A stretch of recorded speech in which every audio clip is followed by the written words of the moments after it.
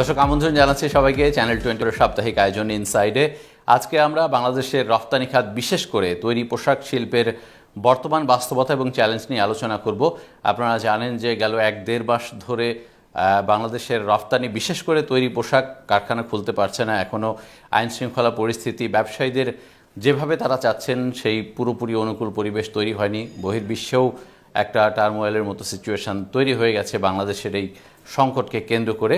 এমন বাস্তবতায় রফতানি সামনের দিনগুলোতে অব্যাহত রাখা এবং একই সাথে প্রবৃদ্ধি ধরে রাখা কতটা চ্যালেঞ্জিং হবে সেই বিষয়গুলো নিয়ে আলোচনা করব। বিজিএমইএ এর সভাপতি খন্দকার রফিকুল ইসলাম আমাদের আজকের অতিথি। আপনাকে স্বাগত জানাচ্ছি, অনেক ধন্যবাদ জানাচ্ছি সময় দেওয়ার জন্য। এই যে 1.5 মাসের একটা টার্মোয়েল সিচুয়েশন এবং সম্প্রতি বন্যাও এখনও পর্যন্ত বন্যার ক্ষতটা কাটেনি, সব কিছু মিলে আসলে এই খাত কতটা ক্রাইসিসে আছে এই মুহূর্তে? বিগ চ্যালেঞ্জ আমাদের গার্মেন্টস সেক্টরে, যেটা একটু ব্যাকগ্রাউন্ড অনেক আগে থেকে চ্যালেঞ্জটা শুরু হয়েছে। আমরা আশা করছিলাম যে এখন আস্তে আস্তে চ্যালেঞ্জটা আমরা কাটা করতে পারবো। করোনার পরপরই, করোনা থেকে চ্যালেঞ্জ শুরু হয়, করোনার পরের বছরটাতে আমাদের বিজনেসটা পিক নেয়। পিক নেওয়ার পরে যখন পরিপূর্ণ অর্ডার আসে, আমাদের বলতে গেলে ওভারফ্লো ছিল। কিন্তু এই অর্ডার এক্সপোর্টের আগে আবার ইউক্রেন রাশিয়ার যে যুদ্ধটা শুরু হয় সারা পৃথিবীতে, তখন আবার ইকোনমি স্লো ডাউন হয়। সো এই ওভার পারচেসটা ওইখানে আপনার ইউরোপ আমেরিকার সব জায়গাতেই ওদের ইনভেন্টরি সারপ্লাস থাকে। সো ইনভেন্টরিটা ক্লোজ করতে করতে গত 2 বছরে এটা বিজনেস আমাদের খুবই নেক টু নেক গেছে। এখন ঘুরে দাঁড়ানোর সময় আবার এই যৌক্তিক বৈষম্য বিরোধী আন্দোলনের কারণে আমাদের ফ্যাক্টরিগুলি অলমোস্ট 15 থেকে 16 দিন বন্ধ ছিল, ছুটি এবং আন্দোলন মিলে। পাশাপাশি আবার এই বন্যার কারণে আমাদের প্রায় 6 থেকে 7 দিন আবার এক্সপোর্ট ক্ষতিগ্রস্ত হয়েছে, এক্সপোর্ট ইম্পোর্ট দুইটাই ক্ষতিগ্রস্ত হয়েছে। সো সব মিলিয়ে এখন বিগ চ্যালেঞ্জ আমাদের। আমরা এই চ্যালেঞ্জ মোকাবিলা করার জন্য আমরা মাননীয় প্রধান উপদেষ্টা থেকে শুরু করে মাননীয় অর্থ উপদেষ্টা এবং গভর্নর সাহেবের সেখানে দেখা করেছি। এই মুহূর্তে আমাদের সবচেয়ে বড় চ্যালেঞ্জ, যেহেতু ক্যাশ ফ্লো, ফ্যাক্টরিগুলি তাদের প্রোডাকশন করছে, এক্সপোর্ট করতে পারে না অন টাইম, বিএল পাবে না, ব্যাংক নেগোসিয়েশন করতে পারতেছে না। এই জন্য আমরা এই ইনস্ট্যান্ট চ্যালেঞ্জের জন্য আমরা মাননীয় অর্থ উপদেষ্টার কাছে আমরা একটা 1 মাসের স্যালারি আমরা যেটা লোন হিসেবে চেয়েছি, যারা আমরা 12টা ইনস্টলমেন্টে উইথ ইন্টারেস্ট পে ব্যাক করে দেবো। এইখানে আমি একটু আপনাকে ইন্টারাপ্ট করতে চাই যে এর আগে করোনার সময় আমরা দেখেছি যে একই ধরনের সহায়তা বা কোনো ধরনের দুর্যোগ বা ছোটোখাটো সমস্যা হলে আমরা দেখি যে তৈরি পোশাক খাত এই ধরনের সহযোগিতার জন্য দ্বারস্থ হয় বাংলাদেশ ব্যাংক বা অন্যান্য দপ্তরে। আমার প্রশ্ন হচ্ছে যে এত বড় একটা খাত 40 বছরের বেশি সময় হয়ে গেছে, বাংলাদেশের রফতানির 85% আপনাদের দখলে, তারপরেও কেন আপনাদের সহায়তা প্রতিনিয়তই প্রয়োজন হচ্ছে? কেন সক্ষমতাটা তৈরি হয়নি? এটা সক্ষমতা তৈরি হবে, আপনার টোটাল ইফেক্টটা সেই করোনা থেকে শুরু হয়েছে। তারপরে ইনভেস্টমেন্টেও করোনার পরপরই ইনভেস্টমেন্টে গেছে, বাড়ছে, সবার ইনভেস্টমেন্ট বাড়ছে। পাশাপাশি আপনার স্যালারি বাড়ছে অনেক, আপনার ইউটিলিটি কস্ট বাড়ছে অনেক, যেগুলি আপনারা সবাই জানেন যে গ্যাস প্রায় 230% বাড়ছে, ইলেকট্রিসিটি এমন দেখা গেছে 1 বছরের মধ্যে অনেকবার বাড়ছে। সো এই সব মিলে যে একটা রিঅ্যাডজাস্টমেন্ট টাইম, ওই টাইমটাই এখন বাংলাদেশে আমরা ফেস করতেছি। হয়তো দেখা যাবে 1-2 বছর পরিপূর্ণভাবে আমরা মুভ করতে পারলে সেটেল ডাউন করবে। সো এই ক্রাইসিসের কারণে অ্যাকচুয়ালি আমাদের এই 1 মাসের সহায়তা যাওয়া। সরকারের যে অবস্থা, আপনারা জানেন যে অর্থনীতি কতটা চ্যালেঞ্জের মধ্য দিয়ে গেল, কয়েক বছর ধরেই যাচ্ছে। এর মধ্যেও যদি আপনারা একটা খাত 2000 কোটি টাকার মতো একটা সহায়তা চান, সরকারের তো আসলে দেওয়ার সক্ষমতাটা থাকতে হবে, সেইটুকু আসলে ডেফিনেটলি আমরাও বুঝি যে এখানে সরকারেরও প্রেশার আসছে, কিন্তু এই 2000 কোটি টাকা এখনও পর্যন্ত আমাদের ইকোনমির জন্য অত বড় একটা অঙ্ক না। কিন্তু পাশাপাশি যে পরিমাণ এমপ্লয়মেন্ট, শ্রমিক আমাদের সাথে কাজ করে, তাদেরকে এই মুহূর্তে একটা সাপোর্টে রাখতে গেলে এটাই অঙ্ক যে আপনার ব্যাক করবে বাংলাদেশে অনেক। এক্সপোর্ট ফ্লো ঠিক থাকবে, বায়ারদের রাস্তা ঠিক থাকবে, রাইট অন টাইম শিপমেন্ট হবে। সো এই 2000 কোটি কি 3000 কোটি টাকা যেটা আমরা সব মিলিয়ে বলছি, সেটা একটা এই ইকোনমিক সাইজের জন্য এখনও খুব একটা বড় অঙ্ক না বলে আমি মনে করি, এবং এটা তো আমরা ফেরত দিয়ে দেবো। আমরা 2023-24 অর্থ বছর শেষ করেছি, প্রথম 11 মাসের আমাদের রফতানির যে গ্রোথ ছিল সেটা প্রত্যাশিত ছিল না। এরপরে তো ইপিবি ডেটা দেওয়াই বন্ধ করে দিল। 23-24টা কেমন কেটেছে? 23-24-এ এখন আমি বলবো না এক্সপেক্টেড গ্রোথ, খুবই অল্প গ্রোথ আছে 23-24, সো অনলি 4% গ্রোথ, যেটা আমাদের মানে এক্সপেকটেশনের চেয়ে অনেক কম। সো 23-24 ইয়ারটাও খুব একটা ভালো কাটে নাই, বায়ারদেরও ওই এন্ডে বিজনেসের সেল খারাপ ছিল, ওই এন্ডে ইনভেন্টরি প্রচুর ছিল, যার ফলে 23-24টা আমাদের এক্সপেক্টেড বিজনেস হয়নি। তার মানে আমরা কি প্রতিনিয়তই আমাদের যে টার্গেট, বিভিন্ন সময় তো একটা টার্গেট সেট করে আমরা আগাই, এখান থেকে পিছিয়ে যাচ্ছি কিনা, মানে আমাদের সক্ষমতা কমে আসছে কিনা, ব্যাপারটা এরকম? সক্ষমতা না, এটা অ্যাকচুয়ালি ইন্টারন্যাশনালি যেহেতু ইকোনমিক ক্রাইসিস ছিল, ইউক্রেন রাশিয়া যুদ্ধ ছিল, ওভার ইনভেন্টরি ছিল, এই কারণেই আমাদের বিজনেসটা কম হয়েছে। একটা দুটো ইয়ার সেটেল মুভ করতে পারলে আবার আমাদের এক্সপেক্টেড যেটা গ্রোথ, শিওরলি আমরা ওটা রিচ করবো ইনশাল্লাহ। এর আগেও আপনারা খুব উদ্বিগ্ন ছিলেন, বায়াররা আসলে কি সিদ্ধান্ত নেয় বোঝা যাচ্ছিল না কিছু, তারা অন্য দেশে চলে যাবেন কিনা, এবং অর্ডারও তারা বন্ধ করে দিচ্ছিল, এরকম খবরও আমরা পাচ্ছিলাম। যেহেতু তৈরি পোশাকের জন্য ক্রিসমাস এবং শীতকাল একটা বড় মৌসুম বলা যায়, কোন ধরনের আচরণ দেখা গেছে তাদের? একটা আস্থাহীনতা তো ছিল বায়ারদের, গত নির্বাচনের পরে থেকেই সবাই একটা আনসার্টেনিটির মধ্যে ছিল, যার ফলে সঙ্গত কারণেই ওরা একদম ফুল সুইং যে অর্ডারটা প্লেস করে, কারণ ওর তো অর্ডার প্লেস করলে ওটা ওর স্টোরে পৌঁছাতে হবে।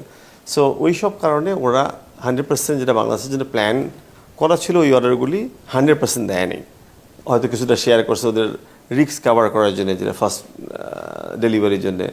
আমাদের তো জানেনি আপনি, আমাদের সমস্ত র মেটেরিয়াল ইম্পোর্ট করে তারপরে করতে হয়। তো সেক্ষেত্রে যেসব কান্ট্রিতে র মেটেরিয়াল অ্যাভেলেবেল ছিল, হয়তো ওদের একটু স্টোরকে সিকিউর করার জন্য একটু বেশি প্রাইস দিয়ে হলে ওরা ওইখান থেকে করেছে। এখন যেহেতু একটা স্থিতিশীল অবস্থানের দিকে বাংলাদেশ যাচ্ছে, সেই ক্ষেত্রে শিওরলি, আর বাংলাদেশের চেয়ে তো এত ভালো প্রোডাকশন প্লেস ওর, ভালো মানে ওর প্রাইস পয়েন্টে, সো সর্বোচ্চ চেষ্টা করবো ওরা প্রথমে বাংলাদেশকেই ওদের সাপ্লায়ার হিসেবে রাখতে। সো কোনো কারণে যদি আমরা আমাদের ব্যর্থতার কারণে কোনো অস্থিতিশীলতা অথবা কোনো কারণে বায়ারদের আস্থাহীনতা যায়, সেক্ষেত্রে সেই দায়িত্ব তখন আসবে আমাদের উপরে। বাট আমরা বায়ারদের সাথে ভিসি মিটিং করে কথা বলে যতটুকু বুঝতে পেরেছি, they all want to come with the full support. এখন কোশ্চেন হচ্ছে সেক্ষেত্রে আমাদের সাপোর্ট বলতে বায়াররা স্টিল আস্থাশীল হতে পারে না, আমাদের ইউটিলিটি ফ্যাসিলিটিসগুলি, আমাদের কমিউনিকেশন, পোর্ট, এই সমস্ত জায়গাতে আমাদেরকে ওদেরকে আস্থা, মানে এখন আস্থায় আনতে হচ্ছে। আমি আবারও শীতকালের অর্ডার এবং ক্রিসমাসের অর্ডার কতটা ভালো কেটেছে, এই ইয়েগুলো প্রত্যাশিত মাত্রায় হয়েছে কিনা? না, প্রত্যাশিত মাত্রায় হয়নি, কারণ শীতের অর্ডারগুলি আরেকটু আগে এন্ড জুন জুলাইতেই প্লেস হয়, তখন থেকে কিন্তু আস্তে আস্তে আস্তে আস্তে আমাদের এই আন্দোলন শুরু হয়, এবং সবসময় বায়াররা ওই সময়টা ওরা যাতে রিস্ক না নিয়ে কোথায় গেলে ওদের শিপমেন্টটা অন টাইম পাবে, ওই ক্ষেত্রে আমি বলবো যে ওই যে আমাদের এক্সপেক্টেড যে শীতের এবং ক্রিসমাসের অর্ডারটা যেটা পাওয়ার কথা ছিল সেটা হয়নি। তার মানে কি সামনের দিনগুলোতে আমাদের যেই পরিকল্পনা সেটা মানে আবারও ব্যর্থ হচ্ছে, আমাদের যেই অ্যাচিভমেন্টের? না, ওইটা ব্যর্থ না, ওইটা একটা সেগমেন্ট হতে একটা পার্সেন্টেজ আমরা লস করছি, কিন্তু এখন আমরা যদি বায়ারদেরকে আস্থাটা দিতে পারি, বাংলাদেশের স্থিতিশীল এবং অন্যান্য সাপোর্ট বলতে বায়ারদের আরেকটা সংকটের বিষয় ছিল যে ব্যাংকিং ইকোনমিক সিস্টেমটা টোটালটা ঠিকমতো কাজ করবে কিনা। এই 2-3টা পয়েন্টে আমরা বায়ারদেরকে আসতে দিতে পারলে, ব্যাংকিং সিস্টেম এবং স্থিতিশীলতা, তাইলে শিওরলি বায়ার আমাদের উপরে আস্থা রেখে আগের মতোই আসবে। বায়ারদেরকে বোঝাতে বিজিএমই কিভাবে কাজ করছে? বায়ারদেরকে বোঝাতে আমরা অলরেডি একটা বিগ স্কেলে ভিসি মিটিং গত পরশুদিন আমরা করেছি, এরপরে আবার আমাদের 4 তারিখে মিটিং আছে, ফিজিক্যালি অথবা ভিসি যারা ফিজিক্যালি জয়েন করতে পারবে তারা ফিজিক্যালি, যারা ফিজিক্যালি পারবে না তাদের জন্য VC meeting. Almost every big buyer will be there, মোটামুটি সমস্ত ব্র্যান্ডগুলি ওখানে থাকবে। আইওলো এই উদ্যোগটা নিচ্ছে, আমরা আইওলোকে বলছি তোমাদের তো পার্ট বাংলাদেশে, so they are organizing this meeting. So বায়ারদের সাথে যেমন আমরা গত পরশুদিনও, আপনারা জানেন যে বাংলাদেশে যে কয়েকটা বড় বায়ার আছে, Inditex, H&M, marks and Spencer, এদের যারা কান্ট্রি হেড আছে ওদের নিয়ে আমরা ফাইন্যান্স অ্যাডভাইজার সাহেবের সঙ্গে দেখা করেছি।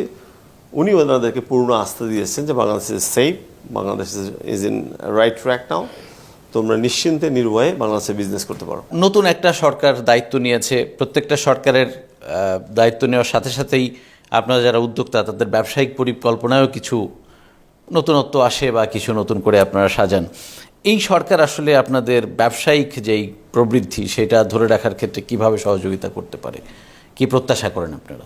এটাতে আমরা কিছু পলিসি সাপোর্ট চাই ওনাদের কাছ থেকে, যেটা আমরা অলরেডি ওনাদেরকে জানিয়েছি। যেমন এক নম্বরে আসছে যা এলডিসি গ্র্যাজুয়েশনটাকে আরেকটু পিছানো, কারণ এলডিসি গ্র্যাজুয়েশন যখন হয়ে যাবে তখন আপনার অলমোস্ট 74% প্রোডাক্টের উপরে আপনি শুল্কমুক্ত সুবিধা পাবেন বন্ধ হয়ে যাবে। সো এটাতে নীতিগতভাবে আমরা সবাই এগ্রি করেছি, অর্থ উপদেষ্টা সহ সবাই। বাট এটা কতদিন পিছাতে পারবে, কীভাবে করবে, government is working on it. So আমরা আশা করি যে এখানে একটা। দ্বিতীয়ত এসছে যে আমাদের ইউটিলিটি সাপোর্ট লাগবে। আমাদের তো দেখা যাচ্ছে যে ইলেকট্রিসিটি জেনারেটর, যেটা জেনারেটর হচ্ছে স্ট্যান্ড বাই, আমাকে 1 ঘন্টা সাপোর্ট দিবে। এখন দেখা যাচ্ছে জেনারেটর দিয়ে আমরা 10 ঘন্টা চলতেছি, ইউটিলিটি 2 ঘন্টা সাপোর্ট, মানে ইলেকট্রিসিটির। সো এই যে আমাদের ইনফ্রাস্ট্রাকচারগত যে সাপোর্ট দরকার, পোর্ট, ঢাকা চিটাগাং হাইওয়ে, আপনি দেখেন যে একটা বন্যার কারণে ঢাকা চিটাগাং হাইওয়ে 7 দিন বন্ধ। যদি কোনো কারণে একটা ব্রিজ কলাপস করে তাহলে তো আপনার তো হিউজ রিস্ক।